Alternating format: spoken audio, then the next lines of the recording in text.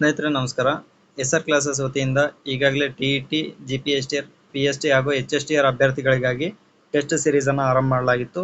ಈಗಾಗಲೇ ಎರಡು ಟೆಸ್ಟ್ ವಿಡಿಯೋಗಳು ಮತ್ತು ಅದಕ್ಕೆ ಸಂಬಂಧಿಸಿದ ಕೀ ಆನ್ಸರ್ಗಳನ್ನು ಕೂಡ ಅಪ್ಲೋಡ್ ಮಾಡಲಾಗಿದೆ.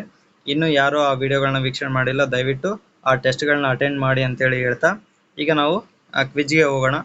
ಮೊದಲನೇದಾಗಿ ಮೊದಲ ಪ್ರಶ್ನೆ, ಭಾರತೀಯ ರಾಷ್ಟ್ರೀಯ ಕಾಂಗ್ರೆಸ್ನ ಹರಿಪುರ ಅಧಿವೇಶನದ ಅಧ್ಯಕ್ಷರಾಗಿದ್ದವರು ಯಾರು? Option A Lal Lajpat Rai, option B Bal Gangadhar Tilak, option C Sardar Vallabhbhai Patel, option D Subhash Chandra Bose. ಎರಡನೇ ಪ್ರಶ್ನೆ, ಧರ್ಮಚಕ್ರ ಪ್ರವರ್ತನ ಎಂದರೆ? ಆಪ್ಷನ್ ಎ ಬುದ್ಧನ ಜನನ, ಆಪ್ಷನ್ ಬಿ ಬುದ್ಧನು ಅರಮನೆ ತೊರೆದದ್ದು, ಆಪ್ಷನ್ ಸಿ ಬುದ್ಧನ ಮರಣ, ಆಪ್ಷನ್ ಡಿ ಬುದ್ಧನ ಮೊದಲ ಬೋಧನೆ. ಇಲ್ಲಿ ಬುದ್ಧನ ಮೊದಲ ಬೋಧನೆ ಆಗಬೇಕಿತ್ತು. ಬುದ್ಧನ ಮೊದಲ ಬೋಧನೆ. ನೆಕ್ಸ್ಟ್ ಮೂರನೇ ಪ್ರಶ್ನೆ, ಸಿಂಧೂ ಸರಸ್ವತಿ ನಾಗರಿಕತೆಯ ಕಾಲದ ಪ್ರಮುಖ ಬಂದರು ಯಾವುದು? ಮೂರನೇ ಪ್ರಶ್ನೆ, ಸಿಂಧೂ ಸರಸ್ವತಿ ನಾಗರಿಕತೆಯ ಕಾಲದ ಪ್ರಮುಖ ಬಂದರು ಯಾವುದು? Option A Harappa, option B Mohenjodaro, option C Dholavira, option D Lothal. Next ನಾಲ್ಕನೇ ಪ್ರಶ್ನೆ, ಅನುಭವ ಮಂಟಪವನ್ನ ಸ್ಥಾಪಿಸಿದವರು ಯಾರು?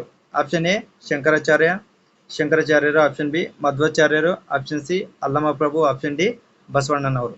ನೆಕ್ಸ್ಟ್ ಐದನೇ ಪ್ರಶ್ನೆ, ಭಾರತ ಸಂಸತ್ತು ಪೌರತ್ವ ಕಾಯ್ದೆಯನ್ನ ಜಾರಿಗೆ ತಂದ ವರ್ಷ ಯಾವುದು? Option A 1953, option B 1954, option C 1955, option D 1956. Next ಆರನೇ ಪ್ರಶ್ನೆ, ಭಾರತದಲ್ಲಿ ಮತದಾನದ ವಯಸ್ಸನ್ನ 21 ವರ್ಷಗಳಿಂದ 18 ವರ್ಷಗಳಿಗೆ ಇಳಿಸಿದ ಸಂವಿಧಾನದ ತಿದ್ದುಪಡಿ ಯಾವುದು? ನೋಡಿ, ಭಾರತದಲ್ಲಿ ಮತದಾನದ ವಯಸ್ಸನ್ನ 21 ವರ್ಷಗಳಿಂದ 18 ವರ್ಷಗಳಿಗೆ ಇಳಿಸಿದ ಸಂವಿಧಾನದ ತಿದ್ದುಪಡಿ ಯಾವುದು? ಆಪ್ಷನ್ ಎ 24ನೇ ತಿದ್ದುಪಡಿ, ಆಪ್ಷನ್ ಬಿ 52ನೇ ತಿದ್ದುಪಡಿ, ಆಪ್ಷನ್ ಸಿ 61ನೇ ತಿದ್ದುಪಡಿ, ಆಪ್ಷನ್ ಡಿ 69ನೇ ತಿದ್ದುಪಡಿ. ನೆಕ್ಸ್ಟ್ ಏಳನೇ ಪ್ರಶ್ನೆ, ಅಧೀನ ನ್ಯಾಯಾಲಯಗಳು ತಮ್ಮ ಅಧಿಕಾರ ವ್ಯಾಪ್ತಿಯನ್ನು ಮೀರಿ ಮೊಕದ್ದಮೆಯನ್ನು ವಿಚಾರಣೆ ಮಾಡಕೂಡದೆಂದು ಸರ್ವೋಚ್ಚ ನ್ಯಾಯಾಲಯ ಹೊರಡಿಸುವ ಲಿಖಿತ ರೂಪದ ಆಜ್ಞೆ ಯಾವುದು?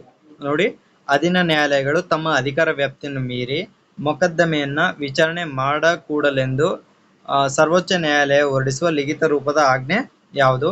ಆಪ್ಷನ್ ಎ ಬಂದಿ ಪ್ರತ್ಯಕ್ಷೀಕರಣ, ಆಪ್ಷನ್ ಬಿ ಪರಮಾದೇಶ, option C certiorari, option D ಪ್ರತಿಬಂಧಕಾಜ್ಞೆ.